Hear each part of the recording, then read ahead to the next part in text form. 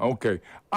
Pero nabanggit na kahapon, yung pagsama sa listahan daw ng inyong mga testigo, itong Mary Grace Piatos. I think, may part ho siguro ng mga iba na, mention na ho. Nabanggit na po yun nakasama nga si Mary Grace Piatos. And Tama ho. for a fact, we know that no such person exists, no?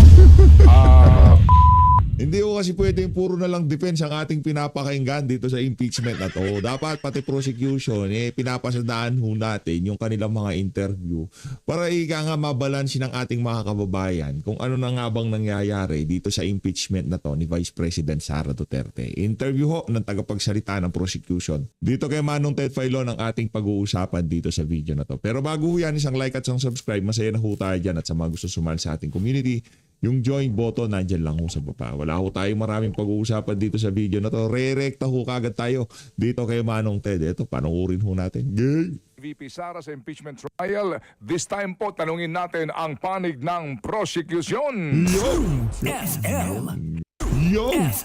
Alright, kahapon po natapos na sa ikalimang araw ang pre-trial conference. Medyo technical may kaunting mga kung ano-ano pong mga pagtutol, etc. Pero natapos na yung mga markings daw po ng mga dokumento at yung pong listahan ng mga ipatatawag sa actual na trial. Nasa linya ngayon si Attorney Benjamin Tolosa Jr., ang spokesperson po ng House Prosecution Panel. Good morning po, Attorney. Magandang umaga ho, Sir Ted, at magandang umaga ho sa lahat ng inyong mga tagapakinig. Opo, Attorney, kahapon po tapos na yung pre-trial conference. So, ang sinasabi po, meron ng PTO o pre-trial order. Ano po iyon? Let me correct that first. The pre-trial order has not yet been issued ho. No? Under the rules ho, ang impeachment clerk, meron siyang 10 days from the end of the pre-trial conference to issue a pre-trial order. No? So, kakatapos lang ho kahapon, so wala pa hong pre-trial order sa ngayon. But sigurado ho kami na ma-issue ho ang pre-trial order before the first day of hearing on July 6 ho. Opo, my question nga po, Attorney, is tapos na ho yung pre-trial conference. So what is a PTO? Yung tanong ko Okay. Ano ba ang PTO? Opo, ano ho ba Sige, let me clarify. I thought the question Okay. if it was Ano ho ba so yung ano yung PTO? Yes, sir. So, ang pre-trial order ho, dyan ho, ilalaman ho niyan lahat ho ng napag-usapan during the pre-trial conference. So, malilista na ho dyan lahat, for example, yung mga issues na pwedeng paglitisin during the trial itself. Second, malilista ho dyan lahat ng mga witnesses na pwede hong tawagin ng magkabilang panig during the trial itself. Again, subject to yan to certain exemptions, but as a rule, dapat kung wala ho sa pre-trial order, hindi na ho pwedeng ipresenta ang witness during trial. Kailangan ho, by way of exemption lang ho yan, na ipaliwanag bakit papayagan ng korte na ipresenta itong witness na to during trial kahit hindi siya nailista sa pre-trial order ho. Makikita din ho natin dyan yung mga final list of hearing dates na binigay ho sa magkabilang panig. Sa ngayon ho, ang hiningi ho ng prosecution at least 62 days to present their evidence. Sa depensa naman ho, ang hiningi ho ay 30 days. So dyan ho natin makikita kung ilan ho ang final days na ibibigay. Pati na din ho yung tinatawag ho na stipulated facts. Meaning, ito ho yung mga facts na nag-agree na ho ang parties na inaamin ho yan ng both sides at hindi na ho kailangang patunayan by presenting evidence during trial. Opo, kumbaga ito yung guidelines, parang gano'n, Attorney. Tama po yun, tama ho yun. Okay, so yung binabanggit nyo, doon sa pre-trial order na iyan, bagamat naandyan na po itemized po, mga napagkasunduan, etc. During the trial, ano po ang magiging daan para lumabas kayo doon? Para mayroong bago na issue, material and relevant issues na maaring ma-raise during the trial?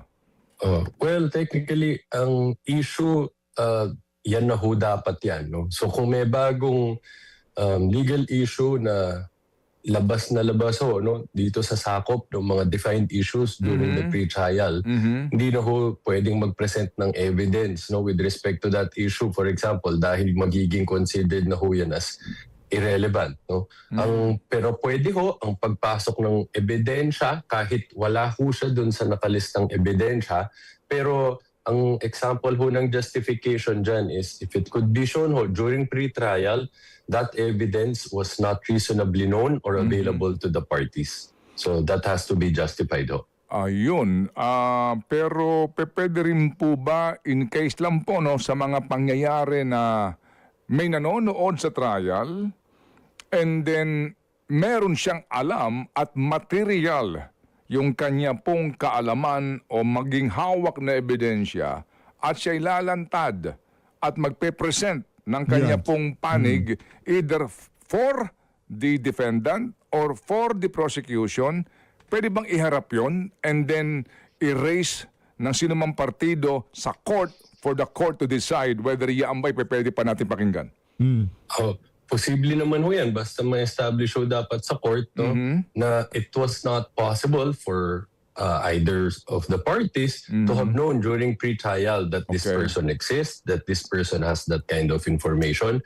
So lalabas ho dyan talagang kumbaga newly discovered evidence ho siya. So hindi masisisi yung party ho na yun, ang present sa kanya, bakit hindi yan dinisclose during pre-trial dahil hindi pa ho talaga niya alam. So So yung possibility na talagang magkakagulatan, syempre gagamitin niya ng mga taga-prosecution. Yan ang forte nila yan yung manggulat. Yan ang pinakagustong gusto. Diba? Ano nila yan? Yan yung tipong trip nila. Yung, di naman, kakadating nga lang nitong na to eh.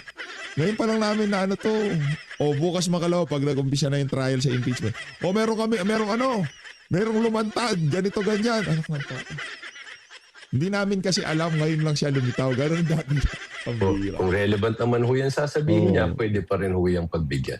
Okay, attorney, yung sinasabi ho ninyo na yung dami po ng araw na kinakailangan ng prosecution to be able to present your case, yan ho ba ay meron ng takdang dami ng araw per week o Monday to Friday, mga ganon, o pinaubaya sa impeachment court yun? Meron na ho na binigay na calendar ang impeachment court, no. So magsimula ho sa July 6, ang hearing days po ay Monday, Tuesday and Wednesday. No? Until bago ho ang SONA. After SONA, ang schedule na ho will be Tuesday, Wednesday and Thursday. Ayos talagang meron ng schedule ho bago SONA, Monday, Tuesday, Wednesday. Pagkatapos ng SONA, Tuesday, Wednesday, Thursday. Ayos. Masaya ho ito. Dito na ho natin makikita kung paano diyan na talaga dadanak, padadanakin nitong si Attorney Sheila Sison ang dugo. Itong mga bida-bidang taga-prosecution na to. Alright, so 3 araw lang isang linggo. Certain. Ito naman si Manong Ted lang. Manong Ted, 3 araw na yun sa loob ng saling. Ano ba yan? Ay, ano ho yun ha? Marathon na ho yun. Gusto siguro nitong si Manong Ted, 4 days a week. O baka pati Saturday, Sunday, talagang rat-ratin na yan, di ba? Sa panig ng prosecution po, ilang araw sila? Ang hiningi ho namin ay at least 62 days. Sa kabila naman ho, hiningi ho nila ay at least 30 days ho. Okay. Ngayon po, attorney, yung pong Gusto nung 32 days sa prosecution? At least 30 days ho. Okay. Ngayon po, Sa kabila naman ho, hiningi ho nila ay at least 30, at least prosecution po, ilang araw sila? certain. Sa panig ng prosecution po, ilang araw sila? Ang hindi na, ang schedule na ho, Araw lang isang linggo. certain. Sa panig ng prosecution po, ilang araw sila? Ang hiningi ho namin ay at least 62 days. Sa kabila naman ho, hiningi ho nila ay at least 30 days ho. Okay. Ngayon po, attorney, yung pong box na Okay. pagbubukas nito. Inaasahan po ninyo sa pre-trial order, hindi mababanggit yon at ipauubaya sa court ang desisyon.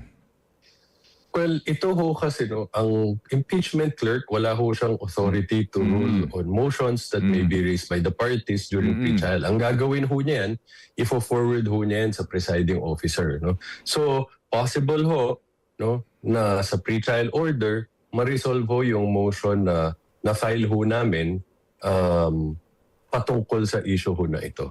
Yung So- so kumbaga definitely yan ipapanik nga for the honorable Opo. court to decide, no? Kasi wala sa Tama. poder ng clerk of court. Pero yung pong debate ninyo na dapat pang isama sa usapin yung mga aktibidades ng Vice Presidente before she became VP, meaning pati po yung SALN, pati nga yung BIR records perhaps, ano?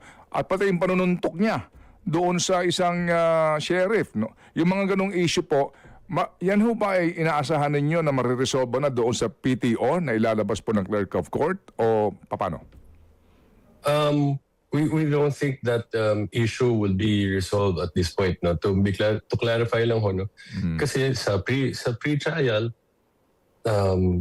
among other things that happened there, in-identify na ho natin yung mga exhibits and witnesses Okay. na present. So meron hong exhibits doon pertaining to transactions ho bago ho naging vice president ang respondent. Pero to clarify, kahit ho may objection sila doon, hindi pa ho ito ang tamang panahon para mag-raise ng objections to have any of our evidence excluded dahil ang ginawa ho lang dyan, Opo. marking pa lang ho. No? So, Oo. premature ho yung any attempt to object to any of that. Ang tamang pagkakataon ho dyan para mag-object sila kapag in-offer in evidence na ho namin yan. Oo. So, kapag nagpepresenta na kami ng mga ebidensya and then we offer them in evidence, that's the time that they could object. So, Attorney Tolosa, what is the materiality and relevance of presenting the SALN of the respondent way back when she was still vice mayor or mayor?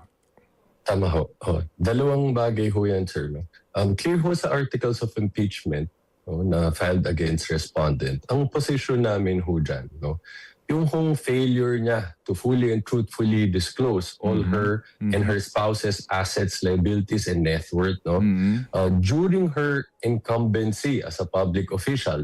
So, lahat ho yan, kahit na nung hindi pa siya vice president until the time that she became a vice president. Lahat ho yan constitutes culpable violation of the Constitution and betrayal of public trust. In other words, ang position namin dyan, lahat ho yan considered as impeachable offenses. Ang second layer naman ho dyan, kahit ho i-argue nila na hindi pwedeng makonsider as impeachable offense yung acts done bago naging vice president, relevant pa rin ho yung pre-office conduct niya. Why? It could establish, for example, pattern. It could be behavioral pattern, and it could example for yung dun sa financial transactions. Medyo it could establish base. Ang tagapagsalita ng mga taga-prosecution kumuha sila yung medyo malumanay. Hindi ganun ka-agresibo. Kagaya nung iba mga kasama nila dyan sa House of Representatives. Yun ang problema sa kanila Diba? Yung tipong walang lumalabas na mali sa mga bunganga nila. Lahat na lang sila tama lagi. Yun ang problema sa mga taga-prosecution. Line. So, importante ho yan. Kailangan matrace kailan ba sinimulan nung pag-accumulate nitong wealth na ito. Yan. Para mabangga ho, nung starting 2022, justify ba siya? Bakit yan na ang wealth or ari-arian, pera na nakalahad ho dun sa SALN. Opo. Hindi ho kasi isinasa publiko, di ba, yung actual na listahan ng mga testigo na inyo pong ibinigay sa pre-trial conference, di po ba, attorney, no? Tama ho. Opo. Kasi nga, hindi ho, for so many reasons di po, no? Pero nandun ba yung asawa ni VP Sara, si Attorney Manscarpio? Maybe at this point ho, mas maganda ho na iintayin muna namin Okay. yung official na issuance ng pre-trial order para yun na ho ang final list of Okay. witnesses, and then maybe that would be the proper time to talk about it. Kapag ho ba naglabas na ng pre-trial order, that can be made public o confidential pa rin yung listahan ng mga testigo? Well, with respect to whether or not the pre-trial order itself will be made available to the public by the impeachment court, we'll leave it to their sound discretion. Pero paniniwala naman ho namin dyan, no, as part of the prosecution team, yung mga relevant ho na mga information dyan, we can share to the public. Covered naman ho yan doon sa principle of fair and accurate reporting. Okay. Pero nabanggit na kahapon, yung pagsama sa listahan daw ng inyong mga testigo, itong Mary Grace Piatos. I think, may part ho siguro ng mga iba na mention na ho. Nabanggit na po yun nakasama nga si Mary Grace Piatos. And Tama ho. for a fact, we know that no such person exists, no? Tama. Aray mo. Kasama siya. Kahit si Manong Ted, alam niya, walang ganun tao. Diba, dati, binanggit yung Mary Grace Piatos, naging issue nila sa, walang Mary Grace Piatos. Diba, PSA, wala namang pangalan na ganyan. Tinignan namin, and PSA na tawag doon. Sa, yung birth certificate, walang ganon. O ngayon, sinama nila sa listahan, palakpakan, lalakas na saltik ho nila. Oo. So, ba't ka magsusubpina ng tao na non-existent? Aray ko. Well, I guess more other things to emphasize the point. No? Kung meron ho talagang tao na Mary Grace Piatos, Ang labo ho di ba? Pantakin nyo nung una binibida nila, tinignan namin siya, NSO, di ba? Walang birth certificate si Mary Grace Piatos. Bukas makalawa sa sa mismong impeachment, ilinista nila bilang testigo. Palakpak! Pati itong si Manong Ted Filon, nalalabuan na sa inyo. Kasi alam niya na wala naman ho talagang ganyang tao. Alam niya, palayaw. Di ba? Palayaw yan, wala. Mary Grace Piati nga yan, di naman Piatos. Di ba? Yung nagurgur lang yung gumamit ng pangalang Piatos, si Akop. Siya lang nagpangalan niya, pinagpipilitan niya. Piatos eh. Sinabi na nga ng COA, Piati ho yan, Piati. Hindi, Piatos para sensational. Para talagang mapag-uusapan, Piatos ang ating lalagay ng pangalan. Ayun, hanggang ngayon, Mary Grace Piatos. At ang matindi dito, yung kasinungalingan nila, hindi lang ho sila basta-basta naniniwala. Nakahanap pa ho sila ng Mary Grace Piatos ngayon. despite the fact, no, dahil sa official government records, wala akong lumalabas na taong may ganung pangalan, no? Pero kung meron, then that person could come forward and say, ako yan. At kung wala, it just really emphasizes the point na she does not exist. So, it follows na maliban kay Mary Grace Piatos, kasama din si Milky, si Kuya. Yung, sino pa ba? Si Chippy McDonald. sino? Chippy McDonald. Si Chippy McDonald. Oo, yung mga pangalan na nandoon before, yung diba? yung mga nandoon po sa sinasabing recipient ng confidential fund. Pasensya na, Sir Ted, at this point, medyo I can't discuss more about the alam. But pag lumabas Kakapasok lang ng yung sa eksena. sa final list, maybe we could talk about it more. Naunawaan namin. Sige, so dito Thank you, po sa number of days, no? Pati po ba yung oras nito nagtakda din ng panahon o bahala na yung court kung temporarily suspend o ano man? My understanding sir, the hearings will start at 2:00 p.m. No? Ayos. To until what time it will last. Well, it will depend on the discretion of the court. Makita mo natin doon sa previous hearings, no, doon sa corona impeachment. Ano ho ito, kumbaga, isa to sa mga mekanismo para kahit paano malihis ang atensyon ng sambayan ng Pilipino doon sa mga importanteng issue kagaya nung flood control, dahil habang nag-impeachment sila dyan, sigurado paglabas ng Senado magsasagwan ho yung mga dadalo dyan kasi yung mga bagyo ho yan. Sa ayaw sa gusto natin, yung mga bagyo na yan, darating ho yan. Diba? Pagka nagdatingan yung mga bagyo, lumubog na, baka sugurin pa ng sambayan ng Pilipino yung Senado na, anong ginagawa nyo? Lubog na kami, impeachment parang pinag-aatupag nyo. Di ba? Ganun ang datingan dyan For example, kapag may nakasalang na ho na testigo na sa kainitan ho nung presentation, hindi naman ho natatapos ng 5 p.m. Diretso yan hanggang matapos nila. So, nasa discretion ho na po. Opo, pero kayo po, sa umaga na kayo, di ba? Kasi hapon yung sesyon? O Mukhang babalik rin ako, Sir Ted, dahil so far, ang na-inform ho sa amin, hearings will start at 2 p.m. ho. Okay. Ngayon, So mangyayari magsisession, maaga yung session.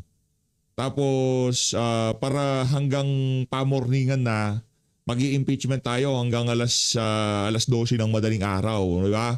Ganun ho yung setup natin dito. Kasi dati alam ko maaga yung impeachment, pagdating ng hapon magsisession sila. Yun ang kung tama yung pagkakaalala ko.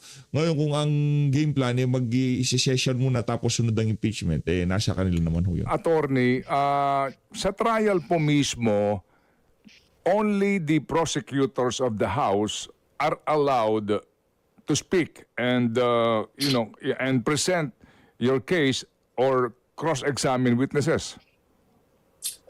Well, under the rules, no, allowed naman ho ang public prosecutors to engage private prosecutors. Ngayon, dito ho, nag-file ho kami doon sa isang submission requesting the court to allow the participation of both a public prosecutor and a private prosecutor when presenting the same witness. Okay. Ang purpose ho dyan, if I may, sir. Opo, go ahead. Ang purpose ho dyan, dahil ito hong mga issues na pag-uusapan natin, no, napaka-varied ho, no, nung scope ho niyan. Meron hong very technical about bank records, about lack financial records, no, meron hong handwriting expert, no, etc. So ang purpose ho niyan, since may mga iba-iba hong prosecutor na iba-iba ho yung expertise, mas maganda kung hayaan ho yung tamang may expertise Okay. na makapag-participate with respect to that topic and witness. Okay, so you raised that through what? A manifestation doon sa inyong pre-trial conference?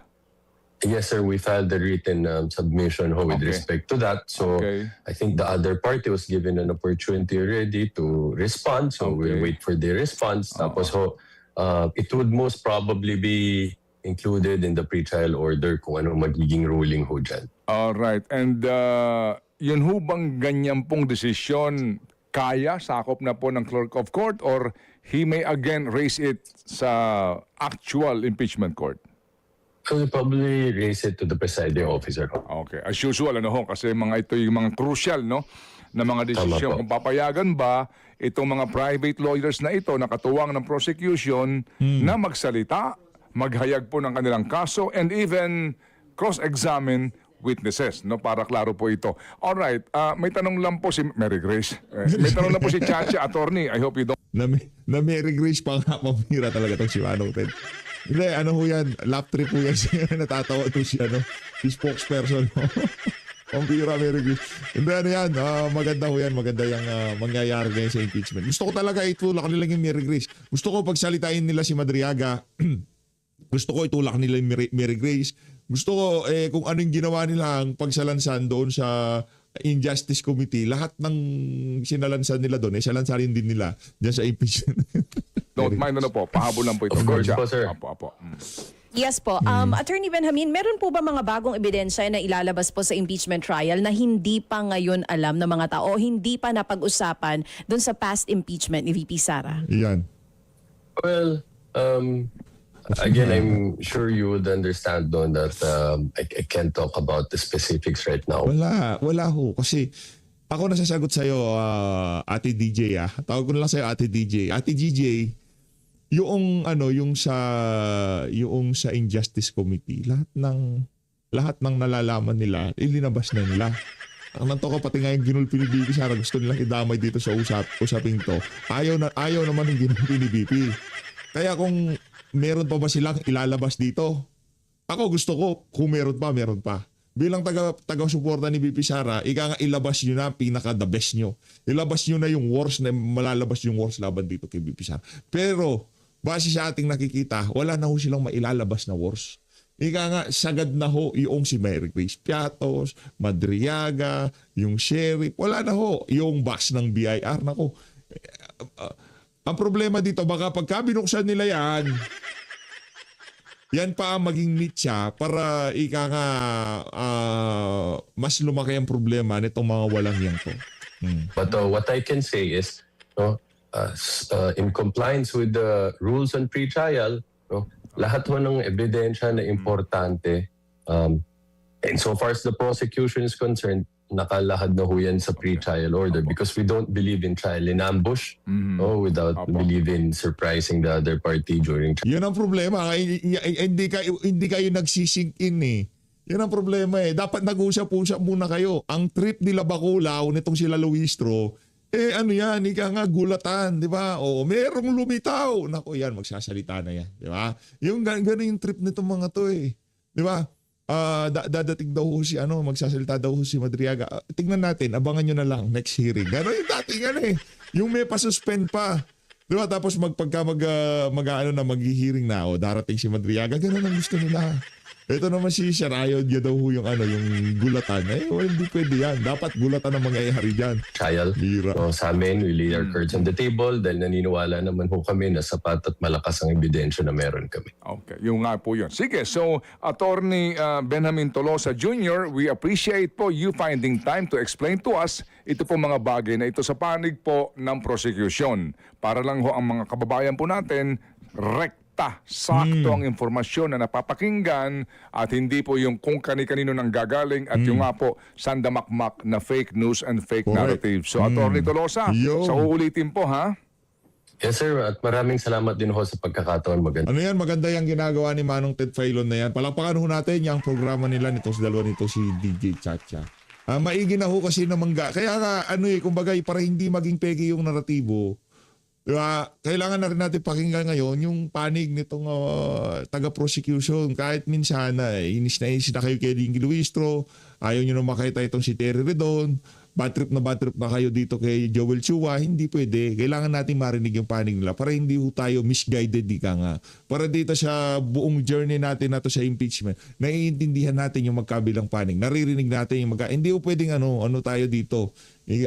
Tag dito, nasa echo chamber tayo, di ba? Nasa bubble tayo na tayo lang yung nag-uusap-usap, mga naratibo, mga side lang ng mga defense yung dapat para ito may Grace Piatos daw may ganong tao naiintindihan ng ating mga kababayan kung anong naratibo ang gustong gawin ng mga ng mga maletagang. Ganda umaga ho ulit sa inyo. Thank you. Yan ang spokesperson. Hindi po ba? Klaro, simple. Klaro, simple. At hango lang po naman daw sa mga panuntunan. So, Madam Che, alam mo, mukhang muling mabubuhay dito, Aaron, yung napanood nyo siguro. Bata-bata pa itong si Aaron, mas bata sa iyo ito eh. Nung panahon ng trial nitong si former CJ Corona at saka ni dating Pangulong Estrada na hindi nga natapos yung kay Estrada kasi nga nag-walk out, yung sinasabing material, immaterial, relevant, irrelevant. Yan. Sabihin ng mga prosecutors, that is immaterial, Your Honors. Ganun. But, sabihin naman po ng depensa, Your Honors, this is relevant to the case. May mga ganun debate. Order, barbecue, and... Pero sa huli, Spaghetti, please. kahit marinig natin yung mga salitang yan, Okay, 16 pa rin ang kailangan boto. Ganito, ha? Wala pa natin. Hindi, siyempre asko na naman. Alangan naman yung baka biglang tumayo itong si dating Chief Justice Divide pagka binawasan yan, di ba? Talagang nag-ano na siya, nag-insist siya, hindi, dapat 16 ang boto dyan. Kahit wala yung isa 16 pa rin ang kailangan. Di ba? Ganun ho kaklaro ang saligang batas. 16 ang kailangan, di pwedeng baguhin yan. Sige. Kaya ba nila yon? So, alam niyo ho, mga kapatid, ito po yung bagay, ito po ay isang makasaysayan na proseso. Siyempre. Na muli po, Yan. magbibigay po ng pagkakahati-hati sa bayan. Definitely. At napakahalagang proseso na simulan at tapusin. Correct. Napakahalagang proseso din po na dapat igalang. Galang. At napakahalagang proseso na pagbibigyan natin, nakainin po ang malaking oras ng legislatura, ng Senado particularly, at tayong taong bayan na manonood po't makikinig dito. Alright? Pero Yan ang hilig na sambayan ng Pilipino yung cinema, total cinema. Yung ganyan, mga imbis na pag-usapan natin yung panagutin natin yung mga mandarambong, nasa damit nga ni Manong Ted, di kulong ang mga mandarambong. Yung mandarambong doon sa mga maanumalyang flood control project na kung saan dinispalko ang trilyones siyang kabansambayan ng Pilipino. Di ko sinasabing di natin pag-usapan yan. Pero para highlight na dapat talaga napaka-importante nitong impeachment na to. Parang oo, yung proseso dahil ika nga mekanismo para panagutin yung mga matataas na opisyal sa ating pamahalaan. Ang problema dito, yung mga opisyal, yung mga congressman, yung hindi naman ganong kataasan kung makapagnakaw talaga namang wagas. Di ba? Ibang klase ho sila. Pero dito ho tayo sa 125 million habang yung trilyon nagpapakasasa sila at ika nga tahimik sila ngayong mga panahon na to dahil kahit paano nadadivert ang atensyon ng ating mga kababayan at hindi mapag-usapan yung pinakamahalagang kanakawan na nangyari sa kasaysayan ng sambayan ng Pilipino, which is yung mga maanumalyang flood control project. Tama ba ako, Manong Ted? Palakpakan natin to si Manong Ted. Oh. Nga po ang sa atin po dito kasi nga hindi to dapat na ipagwalang bahala. Pero sana nga po sa gitna ng prosesong ito, yung pong mga opisyal ng gobyerno, magpatuloy lang kayo sa inyong trabaho ng maayos. Ha? Yun lang po ang amin pong panawagan dito kasi baka abalang-abala na naman po tayo and then eto na naman po, repeat ng mga kapalpakan ng ilang pong mga naglilingkod sa bayan. Halimbawa dito, baka makalimutan nyo yung LRT1 extension. Oh. Baka makalimutan nyo ito. Nabilis-bilisan nyo ito. Hindi ba? Na malilibang tayo dito sa panonood. Ito yung mga importanteng issue. O itong pag-uusapan natin ng mga bahay pangarap na ito. Itong nangyari nga sa Pag-asa, Tacloban. bahay pag-asa. Yun ang alam sa'yo. Yun lang po naman po ay amin pong lambing sa Tsaka flood control, Manong Ted. Lambingin na rin natin yung flood control kasi hindi natin pwedeng bitawan yan. Kasi baka bukas makalawa, yan na naman pinag-uusapan natin. Binaboy na naman nila yung GAA, mga unprogrammed appropriation. Kasi pag tinigilan natin yan, yung mga buhaya, yung mga walang hiya, talagang iti-take advantage nila yung pananahimik, hindi pagtatanong ng sambayan ng Pilipino. Diyan sa napakatinding na salot sa ating lipunan, yung pagnanakaw. Diyan sa flood control, diyan sa mga unprogrammed appropriation. Hindi natin pwede binaw niya, Manong Ted. Yung usapin sa yung petisyon sa Korte Suprema, kung ano ng development yan. Pinapasaoli na ba yung mga ninakaw nitong administrasyon na to? inyo. Sa mga performative officials ng gobyernong ito. Yan. Hindi po ba? Yan. At of course, yung trabaho ng ombudsman na pagsasampa ng kaso after establishing po yung basic facts ng bawat kaso ng mga sangkot sa flood control scandal. Yan din po Yan. nga sana. Kasi Palapakan natin tong si Manong Ted. Yan ang importante dyan. Kaya love na love ko tong si Manong may Ted. po ng mga hearing na iyan, tuloy po ang inyo rin pong hearing. At mapanagot natin to lalo na ngayon na wala pa ni isang congressman na contractor na mismo. Wala pa po. Sa Wala. ombudsman wala pa. So wala pa sa Sandigan Wala. Bayan. Si Joel Villanueva, Manong Ted. Di pa nakakulong si Joel Villanueva. Paano ba yan? Di ba? Alam ko naman na isa sa mga gusto nating makulong dalawa yan. Si Joel. Gusto biglang makulong. O pirayari dyan. Hindi, kasi dapat yung ano niya, plunder niya, bilis-bilisan ng ombudsman. Di ba? O yun di ba? Plunder yun Ano nangyari sa plunder? Kala ko pang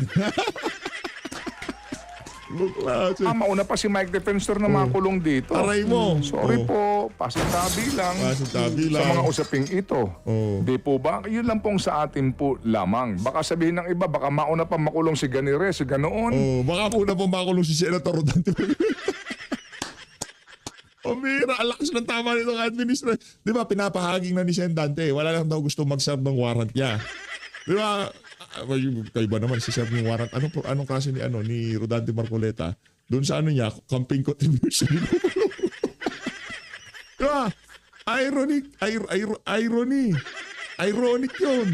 Pambihira, yung nagnakaw ng trilyon, bilyon, ayun, nagpapakasasa sa Belgium, sa Europe. Diba? Kumakain ng masarap na pagkain doon. Si Saldico. Si Martin Romualdez naman, papasyal-pasyal lang sa Tacloban. Tapos yung binigyan ng campaign donation, yun kulong. nangyayari sa Pilipinas. Pero yung pong mga, noong pa man po, binanggit ng mga pangalan. Yan. Na sinasabing may mga katibayan na. Sinasabi ko nasa na sa'yo. yung mga kapatid na Yap? Magkapatid na yapo. Asan Isa na pa yung yan. kaso nito? Correct. Hindi Si- kami nagbanggit Si Joel Villanueva. yan. O, Manong Ted, si Joel. Budsman na nagbanggit yan. Si Joel. Baka baka paid na yung mga yan. Joel. Hindi ba? Sorry. Hindi, baka nakapaglabas yung tamang dokumento. Alam ho ninyo, hindi namin sinasabing guilty ho sila. Correct. Ang sinasabi Si namin, Joel. asan na ang kaso nila? Si Joel Villanueva, Manong. Example lang po naman yan. Si Joel Villanueva, Manong. Mga kapatid, Yung trader kasi. ito po sa ating paghahanap ng accountability Accountability, correct. sa mga sangkot Si Joel. sa flood control. Nakalimutan nata ni Manong Ted si Joel. Oo, baka maaalala natin ito ulit pagka lumakas na naman yung ulan, dumaming baha, Yan. gagana yung mga flood control Yan. na pinagagagawa, di ba, ng ating mga opisyales. Baka sakaling doon, Yan. maaalala na naman natin sila. Ngayon kasi iba ang focus natin eh. Tsaka si Joel. Senator Vince Dizon. Na hindi nga senator, Ay, sorry. secretary. Pareho lang letter Sec S Vince. yun. Good si morning Sec po, Sec Vince. Vince. We miss you. Oo nga, Sec We Vince. miss you kasi Sec Vince, Medyo mailap si Sec hindi, Vince. May love. O baka busy. maliban sa naga, dalo naman kayo sa iba. Yan. Saan mo siya gusto padalawin? Liniligawan si... Ha? Saan mo siya gusto paikutin? Bulacan. Abay, Total, masipag naman sa pag-iikot si Sec Hindi, Vince. puntahan ninyo yung mga ghost project. Yeah. Hindi, tapos na ba? Tapos na ba? Wala bang ghost project? Hello, di ba? Sinasabi nyo nung una, asan na yung mga ghost project? Eh kasi, puro kayo naga ngayon, ha? Ayun naman, ha? Baka naman dahil dyan, makumbinsin nyo na yan, ha? Kayo talaga, ha? Kayo talaga. Oo. Sabi naman ni Sec Vince, Puro kayo Kayo naga naman. city naman. Kayo naman. sabi Baka naman niya makapunta nyo dyan, makumbinsin nyo na yan, ha? Di sige, bukas sa Davao siya kung gusto nyo. Para doon naman siya mag-i-inspect. Gusto nyo ba? Pwede naman. After ng Naga, saan nyo siya gusto pa ikutin? Oo, kayo talaga. Baka may na-miss lang na delicacy. Si Sec Vince dyan sa sa Naga. Talaga. Hindi nyo makumbinsi. Wala ba kayong iba? Aray ko. Okay. Okay. O sige. Okay. Hindi binanggit ni Manong Ted Filon. Si Joel Villanueva, yung hinog na kaso sa ombudsman, ano na? Pambihira. Ombudsman! Yung hinog na kaso kay Joel Villanueva, kalampagin ho natin ang ombudsman. Diba? Pambihira. Nangyari, mag-i-impeachment na tayo. Antakin nyo yung senator judges, isa merong kaso sa ombudsman na yung hinog na hindi pa kinukulong. Ano ba naman yan? Right. So, So, ayun na nga mga kababayan, dito na una tatapusin ang ating reaction video. Maraming salamat sa pag-support sa page update. Mag-ingat po kayo lahat. Huwag po kayo magpabudol. Mahal natin Pilipinas. Maraming salamat mga kababayan. Gagana yung mga flood control Yan. na pinagagagawa, di ba, ng ating mga opisyales. Baka sakaling doon, Yan. maaalala na naman natin sila. Ngayon kasi iba ang focus natin eh. tsaka si Joel. Senator Vince Dizon. Na hindi nga senator, Ay, sorry. secretary. Pareho lang letter Sec S Vince. yun. Good Si Sec morning po, Sec Vince. Vince. We miss you. Oo nga, Sec We Vince. miss you kasi Sec Vince, Medyo mailap si Sec hindi, Vince. May love. O baka busy. maliban sa naga, dalo naman kayo sa iba. Yan. Saan mo siya gusto padalawin? Liniligawan si... Ha? Saan mo siya gusto paikutin? Bulacan. Abay, Total, masipag naman sa pag-iikot si Sec Hindi, Vince. puntahan ninyo yung mga ghost project. Yan. Hindi, tapos na ba? Tapos na ba? Wala bang ghost project? Hello, di ba?